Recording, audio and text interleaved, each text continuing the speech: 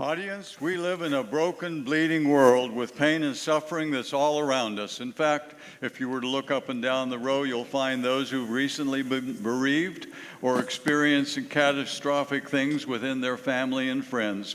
We don't have to go around the world, but if you do, you'll find that there are those who are experiencing earthquake devastation, some of them left as orphans without the resources, the home, and the comforts that they were accustomed to. Others have been devastated by war that didn't ask for. Their homes bombed out, their businesses bombed out, the schools bombed out, and everything they have is in disaster. But for some others, it's natural disasters that come sneaking in, unexpected, and beyond the scope of the abilities of the people to deal with them, whether it's tornadoes, floods, hurricanes, or fires. Help has to come from the outside. There must be someone, someplace, some organization, like the Samaritan's Purse, a Christian organization that ministers and shares in 100 different countries around the world. They provide whatever is necessary, tent villages and even hospitals that are fully staffed with the medical technicians and doctors and equipment and medications and all that you need. They operate because of the love of many who participate to share and make it possible. There are those who come along beside them as volunteers, helping to clean up the devastation that has been out there, whether it's a tornado or a hurricane, and they engage. You and I might have wanted to do that. We would have liked to have been there, but we weren't able, but we are able to share resources. And so we are able to give to help those most devastated to be able to have hope. But not everybody is able to have hope. Sometimes it seems that their hope is shattered, broken into pieces. The city of New York was that way in the 1890s. They had a horse problem. Horses dead in the street, manure piled 40 feet high if they could find an empty lot, rivers of urine flowing down, and the stench was unbelievable. Outside of New York, there was a source for help. It was a group of young people who envisioned a horseless carriage, and together they began to provide something that would no longer need a horse, and the city of New York's problem was solved.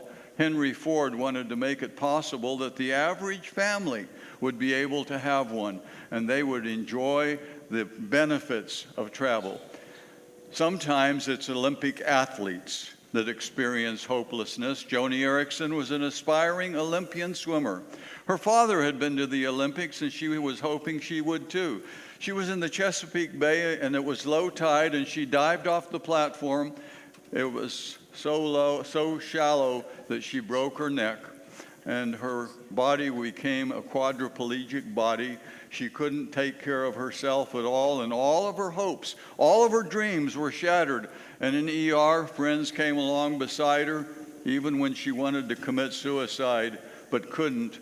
And they encouraged her to know the love of Jesus Christ, and from that, she had new beginnings. She began to see things differently. She learned the skill of holding a brush or a pencil or pen in her mouth, and public speaking and sharing that hope does spring eternal for those who have another perspective that comes to us through our Savior.